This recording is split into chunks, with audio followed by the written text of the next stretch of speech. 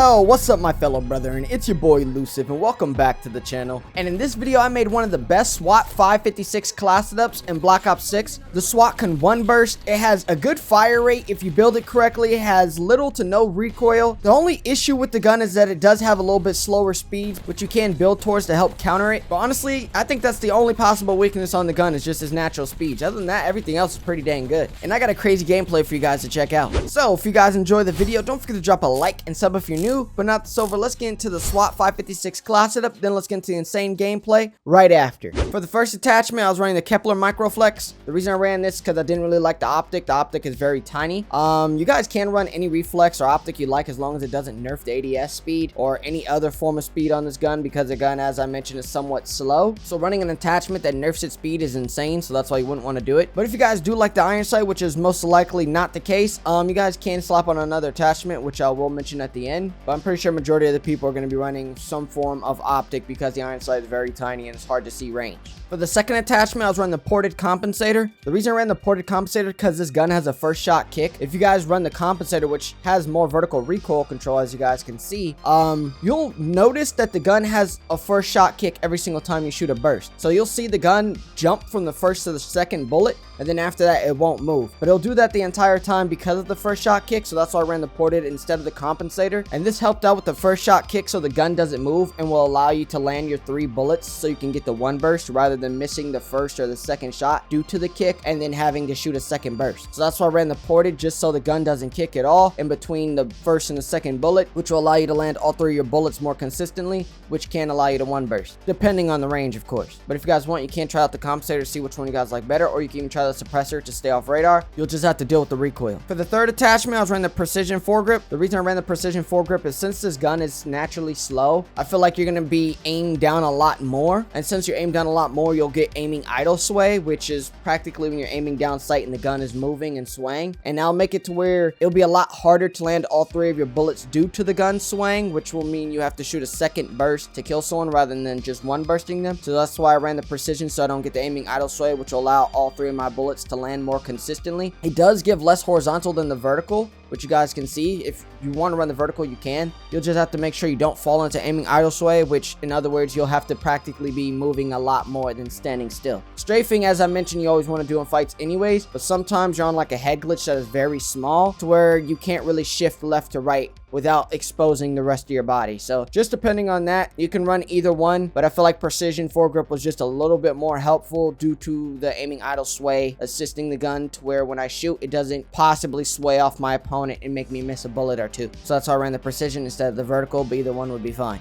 And if you guys want, you could even try out the Ranger foregrip to help out with the sprinting movement speed. For the fourth attachment, I was running quick draw. The reason I ran quick draw is because, as you guys can see, its ADS speed is 230 with quick draw on, and the sprint to fire is 205, which you guys can see that's somewhat slow when it came to 205. As I mentioned, anything around the 200s is somewhat slow. 230 is somewhat slow, but without quick draw, you guys see it jumps up to 315, and that is beyond slow. So if you guys plan on still aiming down sight when Halloween is here, you're probably going to want to run something with ADS speed to make both of the sprint to fire and ADS speed more balanced. You guys can also try out the ergonomic. It'll be slower in ADS speed, as you guys can see, 263, which is insane. But if you guys want a little bit more slide and dive to fire speeds, you can run this. And for the fifth and final attachment, I was running the rapid fire attachment. The reason I ran the rapid fire attachment, as you guys can see, it boosts the fire rate by 16%. Without it is 377, which is somewhat slow, which is why I decided to boost the rapid fire. So it has a faster fire rate, and now it's somewhere around the speed of the Tonto, which everyone knows the Tonto speeds are actually not too bad. And since this gun has the ability to one burst, you're able to have a faster fire rate in between bursts. So you can one burst someone and then go to another person and one burst them. Or if somehow you end up missing a bullet from your burst, you can shoot again immediately rather than being folded, having to wait in between the bursts because it's a lot slower. So that's why I ran the rapid fire, and it helped out the gun tremendously. The only issue was it gave you more recoil, which is why I built the gun the way it is to help counter that recoil. But if you guys want, you can drop the rapid fire and slap on another attachment attachment. The only problem is that it nerfs the bullet velocity, the damage range, horizontal and the vertical. As you guys can see, the effective damage range is 28.6, and then the beyond is 38.9, but without it, it's 31.8 and 43.2, which is somewhat of a problem. And it also does nerf the bullet velocity from 830 to 747, which is a decent nerf, but majority of ARs are around this bullet velocity, so it's not too bad. But another good attachment to run, as I mentioned, you could drop the rapid fire attachment and slap on a speed stock, for example, like the light stock or the balance stock. Probably go the balance stock because it has aim, walking, movement speed, which will allow you to strafe faster. Or you could slap on the long barrel to help counter the rapid fire attachment, as I mentioned before. If you guys want to run the iron sight, which is most likely not going to happen,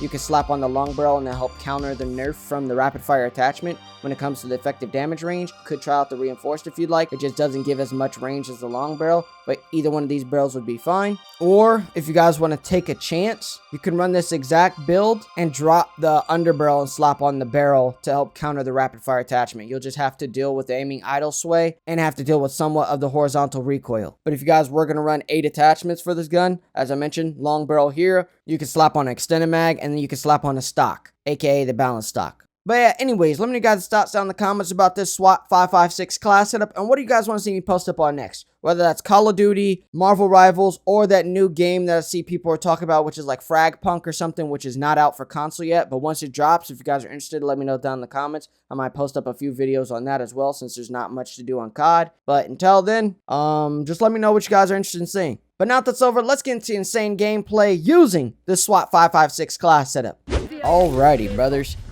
Your boy made a pretty disgusting build using the SWAT. Honestly, I don't know what else to post up on. When it comes to B06, I feel like I posted up on everything I could post up on. So I'm kind of like just out of ideas. I did think about going back to like an old COD for a video, like going back to this COD in 2025 or whatever. Or playing that new game everyone was talking about, that free-to-play first-person shooter. I think it's 5v5 game. I forgot what it's called. That's not working right now on console, but it is on PC. Maybe post up a little on that or something to see how those videos do, and if they do good, then continue to post up on it, or try some Marvel or something. I don't know. All I know is I need to do something, but B06 ain't doing no justice, is the best way to put it. Because there's just nothing to post up on. There's like no content, really.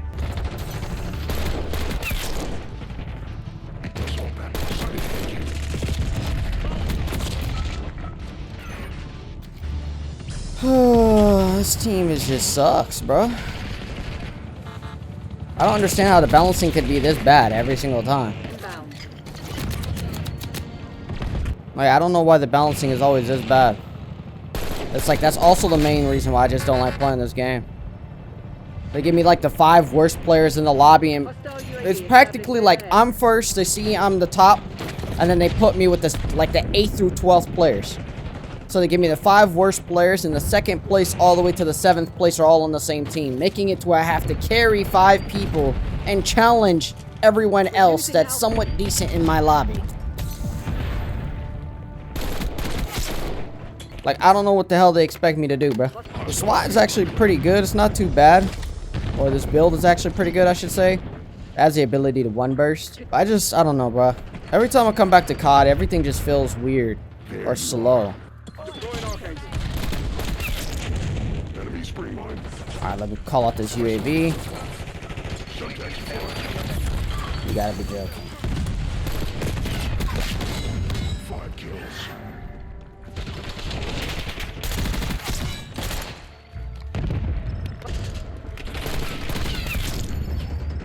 I'm not even gonna go for a nuke. I'm just trying to go for high kill gameplay. I don't know. I feel like it's a little bit too much trying to go for a nuke. Definitely when I haven't been playing the game much.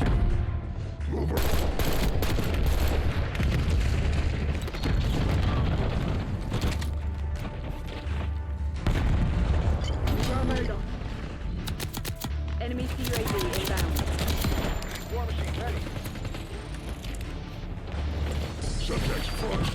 Bruh. How many Simtexes do you guys have, dude? I've been hit by more Simtexes than I have deaths. But yeah, I just don't know what else to post up on. I don't know if I mentioned that. I just feel like there's nothing really left to post. Like, if there was like a weapon balance, at least you could post up on a new weapon that's been buffed or something. Taking Bravo underway.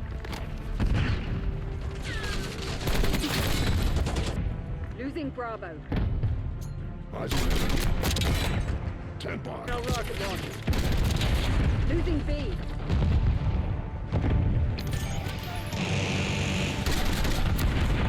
What? Lost B. SATCOM, give me a UAV. Finally, somebody got a damn UAV. Bravo. Subtext front. Good.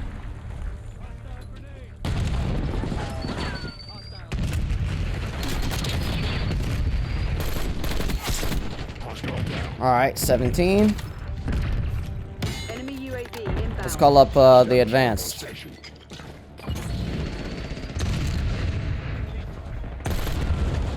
You toaster tart. Losing Bravo. All those hit markers.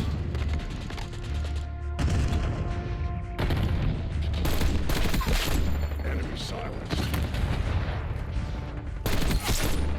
Catch watchdog helo in my AO. Archangel. I'm on a 20, so I think that's good enough.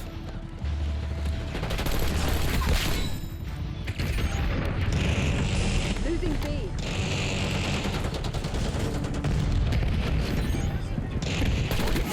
My teammates are actually doing something. Bringing in recon. That's the one thing I hate about advanced UAVs. There's no way I get killed by a proximity mine! This is the stuff I can't stand, which is why this game is just so bad. The proximity mines are broken in this game. I was sliding. There's no way in hell it should have hit me. And even when I lay down, it still hits me. Because I've died on the 20 before, laying down on the floor, being blown up by a proximity mine. What is the point of it being like a bouncing Betty if it still blows you the hell up when it goes to the sky? I have flat jacket on and still die to it. As you can see, flat jacket on, still die to it. Slide under it, still blowing up. Lay down, still blowing up. What's the fucking point of flat jacket? Man, I can't stand this fucking bomb, bro. Doing everything right just to get killed by something stupid. Enemy watchdog helo inbound. Taking B. Watch your back. Controlling Bravo. Bravo zone secure.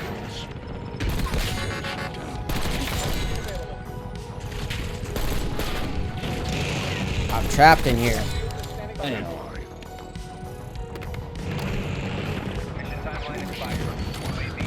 Subtext front. There's no way. I shot at homeboy and somehow my grenade launcher didn't hit the dude even though he was 2 feet away from it. I should've just saved the grenade launcher till the stupid watchdog went down. Taking B. I'm stuck. Where, bro? That's all I keep getting hit by are grenades. Grenades after grenades after grenades. Hostile impact.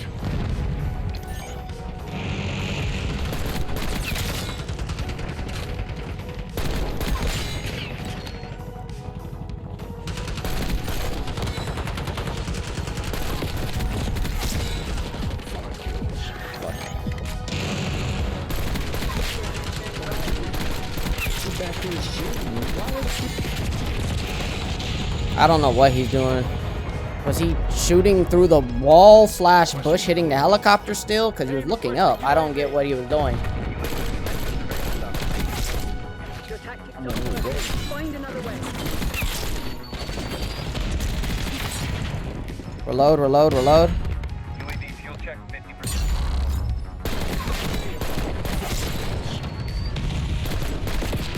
What? What? Need a dog. UAV NPL check. My gosh. Stand down, Captain. But yeah, this SWAT build is not too bad, to be honest. It's actually pretty good.